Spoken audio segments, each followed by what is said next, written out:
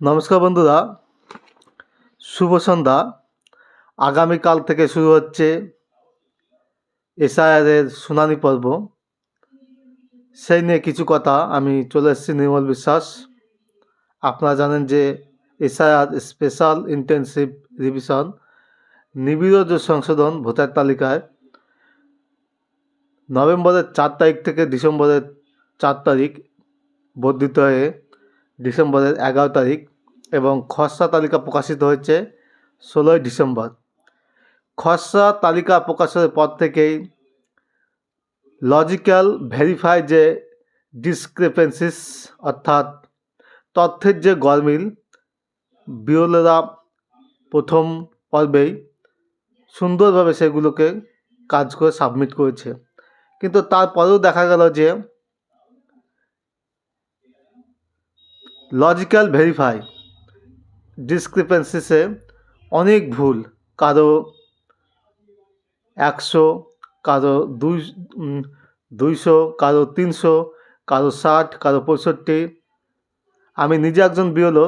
আমার বুথে প্রথম যে লজিক্যাল ভেরিফাইড ডিসক্রিপেন্সিস অর্থাৎ তথ্যের যে গরমিল সেটা এসেছিল 222টি। পরে সেটাকে সংশোধন করে অর্থাৎ তথ্যের উপযুক্ত তথ্যের ভিত্তিতে সেটাকে আমি সাবমিটের মাধ্যমে 102 এ নিয়ে আসি। এবং আপনারা দেখছেন যে আমার হাতে এই যে ফর্ম আপনারা দেখতে পাচ্ছেন। গণনা ফর্মের তথ্যপত্র, এই যে দেখুন গণনা ফর্মের তথ্যপত্র, দেখুন এই দেখুন গণনা ফর্মের তথ্যপত্র, এই যে দেখুন গণনা ফর্মের তথ্যপত্র আমার কাছে রয়েছে। এবং আমার কাছে রয়েছে আন্ডারটেকিং বাই বিওলো, এই দেখুন আন্ডারটেকিং বাই বিওলো ফর্ম আমার কাছে রয়েছে। কি হিয়ারিংয়ে নিয়ে যেতে হবে এবং কাদের যেতে হবে সব আমি একটু একটু করে বলবো। তার আগে আমি বলে রাখি, আমি নির্মল বিশ্বাস, হরিয়ারপুরা ব্লকের হুমায়ুপুর গ্রাম পঞ্চায়েতের 182 Tajpur primary school room number 1-এর বিওলো। আমার স্পেশাল ইন্টেনসিভ রিভিশন মোট ভোটার ছিল 1035। এএসডি অর্থাৎ ডেড, শিফটেড, ডুপ্লিকেট এবং অ্যাবসেন্ট অর্থাৎ আনকালেক্টেবলে 31 জন বাদ হয়ে এখন পর্যন্ত আমার ভোটার সংখ্যা দাঁড়িয়েছে 1004। 1004-এর মধ্যে লজিক্যাল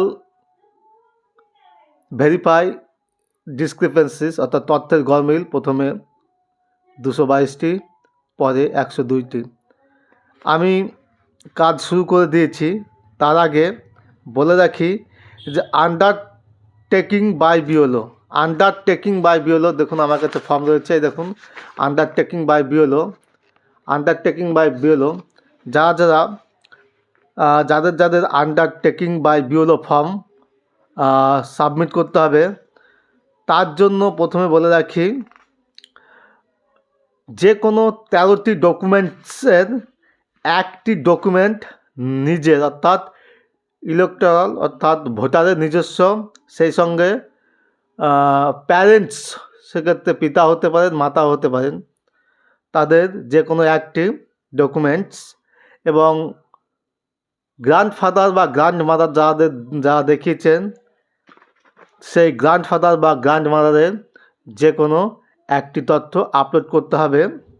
আপলোড কারা করবেন? আপলোড করবেন বিওলোরা। কীভাবে আপলোড করবেন? বিওলো অ্যাপসে গিয়ে এসআইআর যে অপশান আছে সেই অপশানে গিয়ে ক্লিক করে ওখানে দুটো অপশান আছে, একটা হচ্ছে লজিক্যাল ভেরিফাই ডিসক্রিপেন্সিস অর্থাৎ তথ্যের যে গরমিল, আর একটা হচ্ছে ভিউ ডিটেলস। যারা ভিউ ডিটেলসে যাবেন, ভিউ ডিটেলস পেয়ে যাবেন, আর লজিক্যাল ভেরিফাই ডিসক্রিপেন্সিস অর্থাৎ তথ্যের যে গরমিল সেখানেও আপনারা দেখতে পারবেন। তো একজন ভোটার এলো, যা ভেরিফাই করতে হবে ডিসক্রিপেন্সিস অর্থাৎ লজিক্যাল ভেরিফাই ডিসক্রিপেন্সিস ভেরিফাই করতে হবে। দেখা গেল তার 2002 সালে তার বাবার নাম ছিল দশরথ আলী। দশরথ আলী 2002 সালে ভোটার তালিকায় ছিল, কিন্তু ইলেকশন কমিশন যে ডেটা বা তথ্য আপলোড করেছে সেখানে হলো আলী দশরথ। এক্ষেত্রে যিনি রেসিডেন্সিয়াল বিওলো রয়েছেন তার ক্ষেত্রে কোনো অসুবিধা নেই, কিন্তু যিনি ওয়ার্কিং বিওলো রয়েছেন তার পক্ষে খুবই মুশকিল।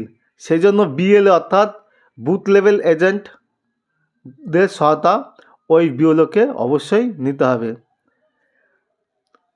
বিএলএ অর্থাৎ বুথ লেভেল এজেন্টের সহায়তায় যদি ওই ইলেকটোরাল অর্থাৎ ওই ভোটার যদি সঠিক হন, অর্থাৎ উনি ওই বুথেই বসবাস করেন,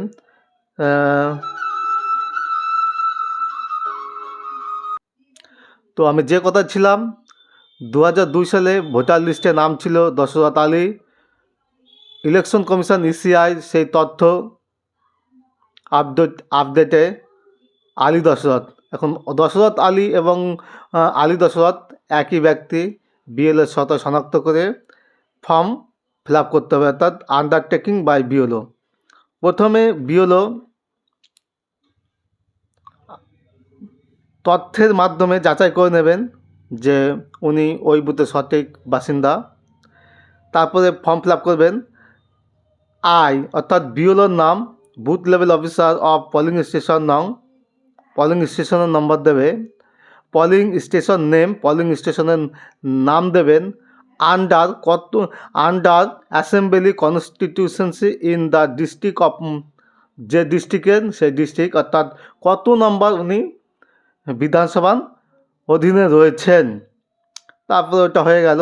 এবার I confirm that the entry of, অর্থাৎ electoral's name as per electoral roll 2025, 2025-এ ওই ভোটারের নাম কী ছিল লিখবেন। Relative's name has been verified with the last এশন, অর্থাৎ 2025 সালে ওই রিলেটিভের, অর্থাৎ ওই ইলেকটোরাল অর্থাৎ ভোটারের রিলেটিভ নেম, সে বাবার নাম হতে পারে, মায়ের নাম হতে পারে, গ্র্যান্ডফাদারের নাম হতে পারে, গ্র্যান্ডমাদারের নাম হতে পারে, এটা ফিল আপ করতে হবে। তারপরে রয়েছে this undertaking is submitted due to tick the applicable reason. সঠিক যে রিজন আছে সেটা টিক দিতে হবে। সেক্ষেত্রে দুটোতেই টিক দেওয়া যেতে পারে।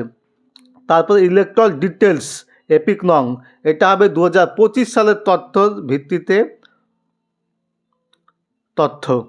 প্রথমে এপিক নং হবে অবশ্যই যিনি ইলেকট্রাল অর্থাৎ যিনি ভোটার রয়েছেন সেই ভোটারের epic number. Name in current electoral roll, মানে তার নাম, অর্থাৎ 2025-এ কী নাম আছে আবার একবার লিখতে হবে। পার্ট নম্বর, অংশ নম্বর লিখতে হবে। সিরিয়াল নম্বর, 2025-এর সিরিয়াল নম্বর লিখতে হবে। তারপরে full signature of the electoral, অর্থাৎ ভোটারের সই হবে। নিচে ফুল সিগনেচার অফ দ্য বিওলো সই করবেন। তারপরে নেম অফ বিওলোর নাম, পিএস নং অ্যান্ড নেম, অর্থাৎ পোলিং স্টেশনের নম্বর এবং নাম, এসি নং অ্যান্ড নেম, অর্থাৎ বিধানসভার নম্বর এবং নাম এবং ডেট। এই তথ্য দিয়ে এটা ফিল আপ করবেন। তারপরে বিওলো উনি কী করবেন, বিওলো প্রথমে সে ইলেকট্রাল এবং তার রিলেটিভের তথ্যর ফ্রন্ট সাইড স্ক্যান করে আপলোড করবেন। তারপরে পাশেই থাকবে ব্যাক সাইড স্ক্যান করে আপলোড করলেন।